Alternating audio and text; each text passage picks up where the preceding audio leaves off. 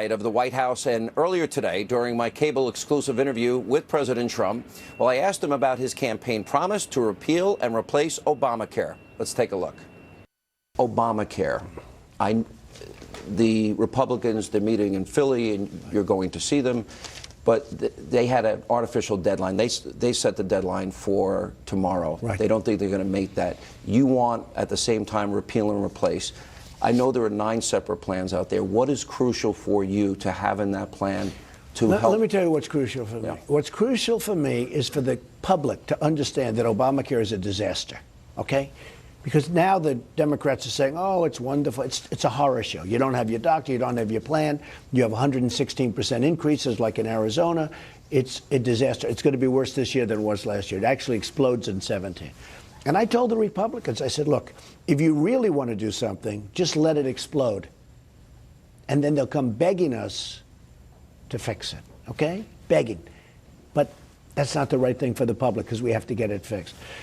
But Obamacare doesn't work. It doesn't work. And President Obama told me something that was, I thought, terrific. And I believe he means it. He said, if you came up with a better plan and you could get a better plan approved, he would support it. And I actually believe he means that. I do believe we're going to have a much better plan. I think we're going to have a cheaper plan. I think it's going to be a lot less expensive. Obamacare is the Unaffordable Care Act.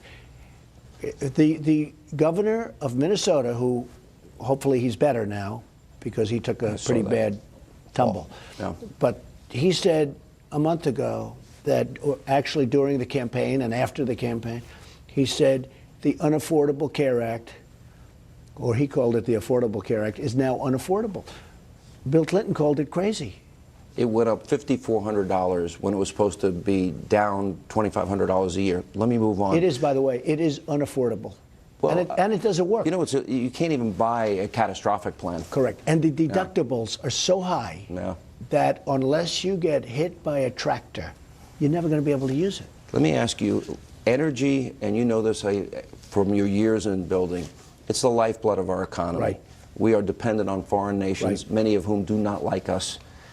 We have more shale, we have new technology, we have hydrofracking, natural gas, we're the Middle East of natural gas. How important a goal is it that you want this country to move towards energy independence? Very important. It's very important. Can you do it in 4 years? Oh, I think you can do it in a lot less than that. No, it's very important. No, they stop you environmentally. They use the environment to stop a lot of good things, not only energy, buildings and factories, plants. They use it to stop things. It's like a roadblock, but that's not going to happen anymore. And by the way, I'm an environmentalist, okay? I believe strongly in the environment, and I'm going to protect the environment.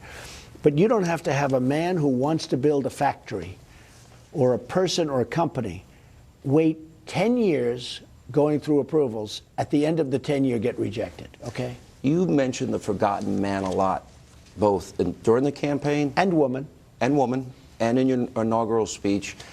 And you mentioned it last night. I gave you statistics, the very first interview I did with you. 95 million Americans out of the labor force, nearly 50 million in poverty, 44 million Americans on food stamps. I've never heard you say that, Sean. I say it every night. I'm kidding. One day you asked me, what are those numbers you give? You said. But explain, by getting rid of regulation, energy independence, jobs that'll be created, a 15% from the highest corporate tax rate to the lowest corporate tax rate in the industrialized world, and repatriating trillions. How does that help and impact those people I talk about all the time? Well, hugely. We're going to have jobs. We're going to have good jobs. We don't have good jobs anymore. We're going to have good jobs. Look at what I've done recently. Ford's moving back, and General Motors is going to be spending massive amounts of money, and Fiat Chrysler, the head, who's a highly respected man, Sergio, flew all the way from Italy to go to the meeting 2 days ago. They're going to spend a lot of money in the United States. Foxconn, $7 billion. Foxconn, Alibaba. Alibaba, who's a great guy, by the way. All of these companies, they're all excited. They had no intention. You know, here's another thing with the media. Oh, they would have done it anyway. They weren't going to do it. You see Jack Ma. He had no intention of doing it until I got elected. And he went down and he said, I'm only going to do this because of Donald Trump. And nobody put that in the papers, which is okay. What difference does it make as long as he does it? And he's going to do it. These are great people. These are great companies. And they're going to spend a tremendous amount of money. And it's all because they know how good it's going to be. And what it means is jobs. And trade deals. You got rid of TPP.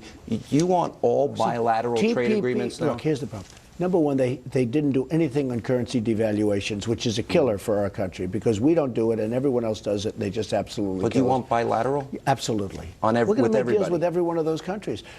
And you know what? If the deal doesn't work out, we terminate the deal. Mm-hmm. When you get into the mosh pit, I call it, where you have all these countries together, you can't get out of the deal. And you take the lowest denominator. In other words, you have countries that don't treat us well. They're in there. We want to deal with the ones that treat us well. And if they don't treat us well, we terminate, or we give them a 30-day notice of termination. And then they come back and they want to renegotiate during that 30 days, and we get a better deal. We don't make good deals anymore. You almost wonder who does these deals. How did it happen? So just look, to sum up, we're going to make great trade deals. We're going to bring back jobs. We're going to have a strong military. We're going to do great. And coming up, I asked President Trump about the threat of radical Islam and how he plans to defeat it. That and more as we continue from Washington, D.C. Please stay with us.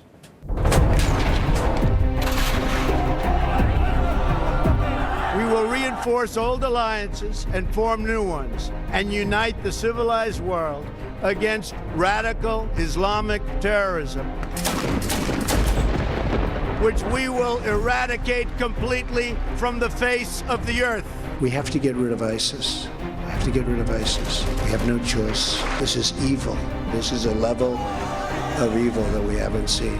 Yesterday, I had the honor of swearing in General John Kelly as our Secretary of Homeland Security. It's going to be amazing. Tomorrow, I will swear in General James Mattis as our new Secretary of Defense. These men have devoted their lives to defending America, and now I look forward to working with them to keep our country safe from the many threats we face today. That includes protecting Americans from radical Islamic terrorism.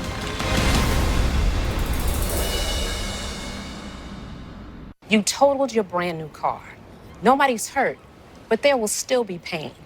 It comes when your insurance company says they'll